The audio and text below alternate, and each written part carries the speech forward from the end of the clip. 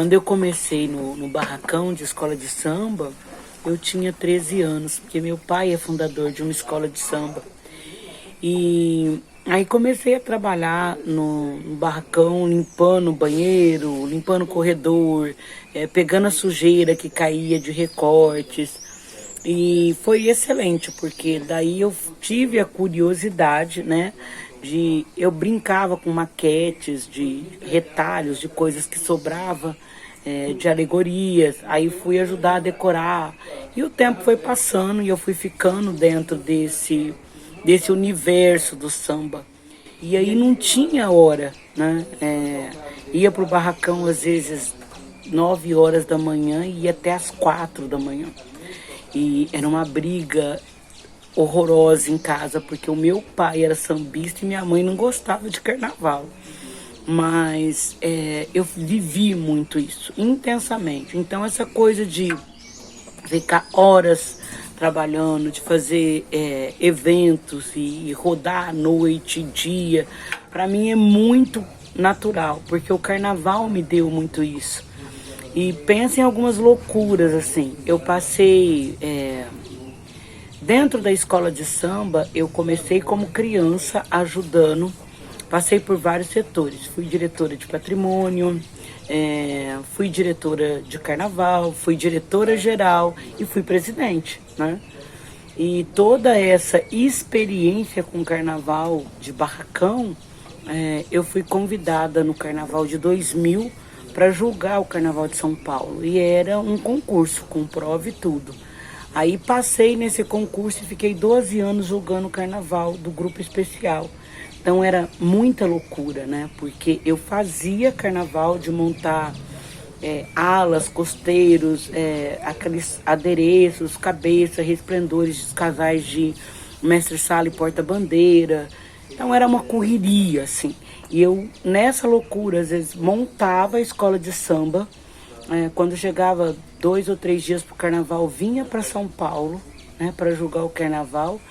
E aí eu julgava o quesito enredo, que é uma história que é contada. E aí tinha que ler tudo aquilo. Não dá para ir pro sambódromo sem você ler, né, a história que vai ser contada, porque chega lá é muita coisa, né? Porque cada elemento que passa ali, comissão de frente, abre alas, mestre-sala e porta-bandeira, as alas todas, né? Elas contam uma história, que isso é o enredo, né? As fantasias, ela representa o que tem escrito, né? O que você julga. Então tinha que estar um pouco mais, ter um pouco de intimidade com esse enredo. E aí era uma loucura. Eu chegava em São Paulo, ficava ali 2 dias acordada lendo as pastas de enredo. Aí saía às vezes de São Paulo, julgava o Carnaval de São Paulo naquela correria, pegava um avião, ia para Vitória, julgava o Carnaval de Vitória. Né? Essa correria toda, né, do Carnaval, de vai para lá, vai para cá, acho que prepara muito, né, para essa coisa e para esse mundo da arte. Então, tudo que esses movimentos, esses encontros, para mim eu associo muito a esse trabalho de carnaval. O carnaval foi o meu primeiro contato com arte, com cultura. Meu pai era compositor, então assim, eu vivi muito nesse meio de música, de samba e de muita gente, né? Sempre muita gente em volta. Entre os setores assim do carnaval, também passei pela ala de compositores, né? Tive a honra de compor 2 sambas enredos, muito assim incentivada pelo meu pai, que era o sonho dele que eu também fizesse uma parceria. Então assim, carnaval foi algo que eu vivi intensamente. Eu acho que muito do que eu vivi no carnaval eu trago para minha arte. Então esses encontros, essas oportunidades de estar, né, com o povo da arte, vem muito dessa coisa do carnaval. Então não tem cansaço para montar uma exposição. Acho que o que tem mais é essa coisa gratificante mesmo. E acaba que cada quadro é um enredo de carnaval, é uma história contada. Então eu associo muito essas duas coisas, do carnaval e da arte.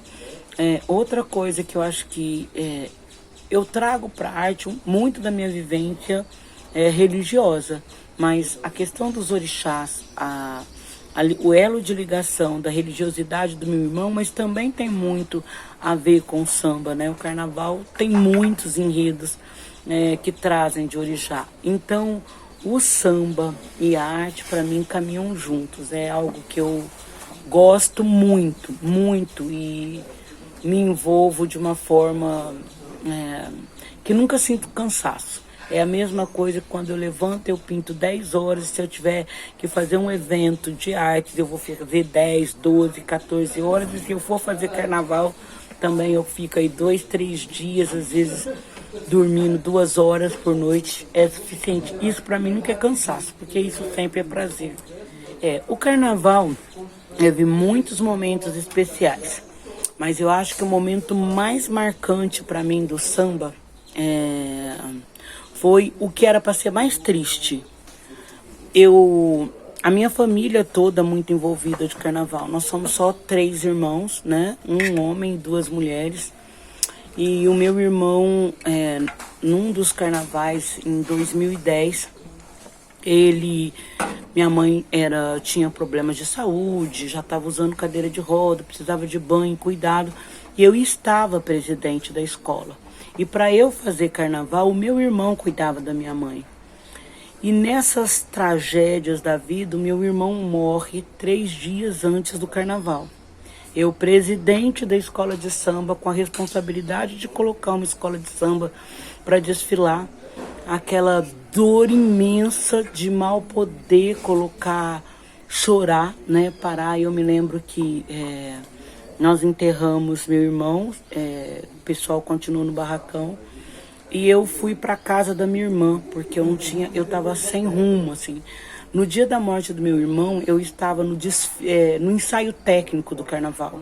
Me ligaram do Sambódromo para eu ir pro hospital, que meu irmão não estava bem. Meu irmão já havia infartado uma vez, então eu pensei, é um infarto. Mas quando eu chego no hospital, eu recebo a notícia que ele já estava morto.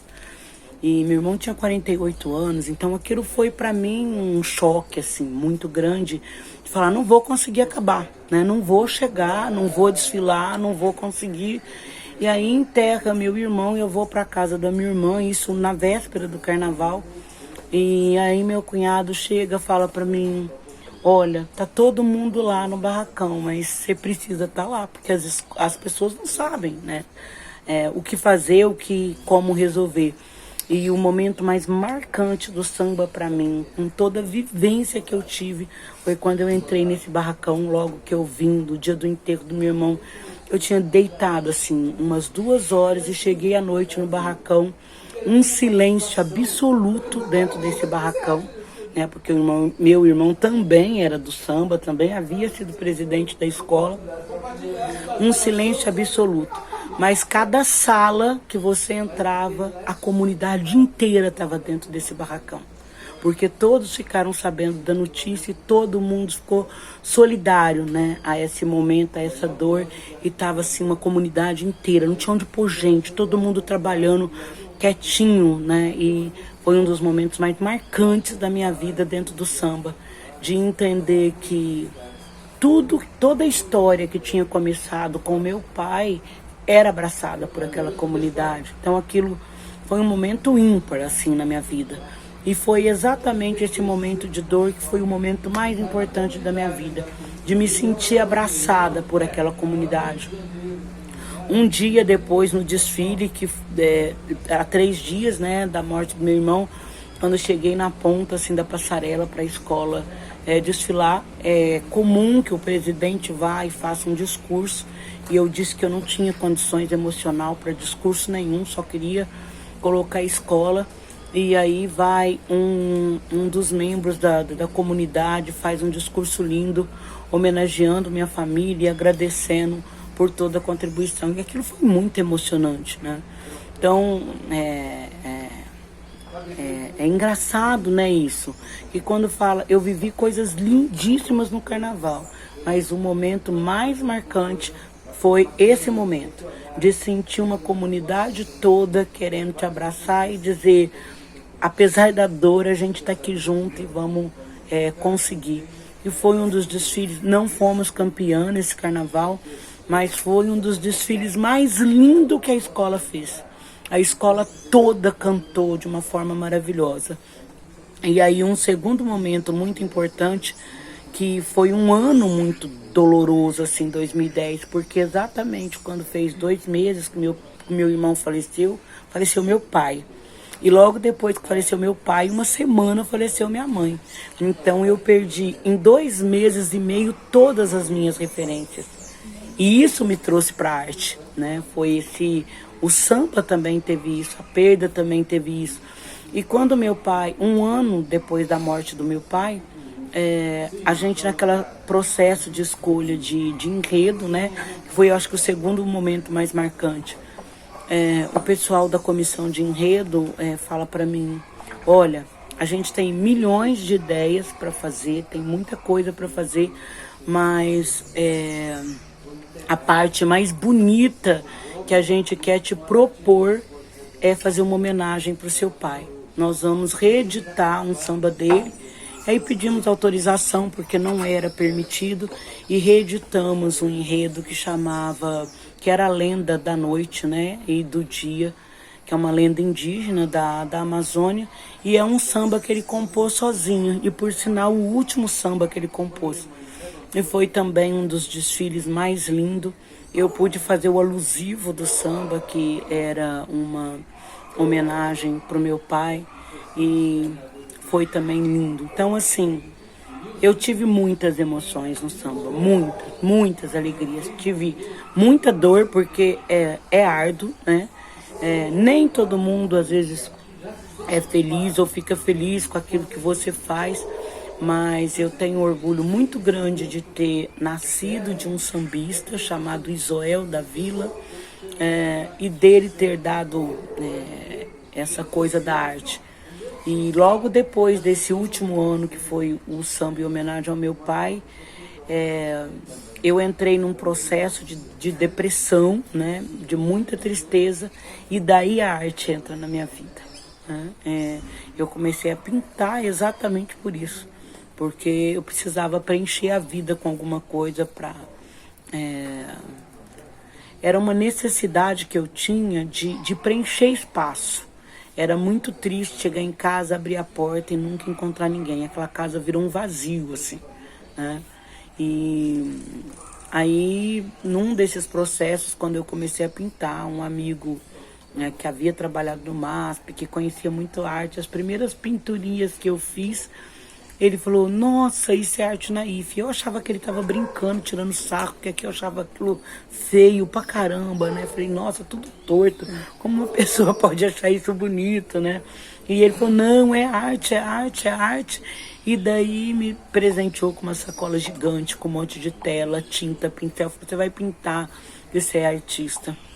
E assim começa. Então, eu me considero uma pessoa muito privilegiada. Em todos os sentidos de vida, assim. Em todos os lugares onde eu trabalhei, sempre foi um aprendizado, sempre foi experiência, sempre uma coisa leva a outra, né? Então, tenho muita coisa boa do samba, mas esses 2 momentos, né? A morte do meu irmão, com o abraço da comunidade, e depois o primeiro ano de um desfile em homenagem ao meu pai, que era um dos fundadores da escola. E se falar de ídolo, né? Existem milhões de ídolos, mas meu pai é o meu maior ídolo. Sou fã, fui sempre, assim, eu até logo que eles morreram, eu fiz uma fala que eu sustento até hoje. Se existe outras vidas, eu quero tudo de novo com essas mesmas pessoas, né? Se não for para ser filho, que eu seja mãe, mas eu quero meu pai e minha mãe de volta.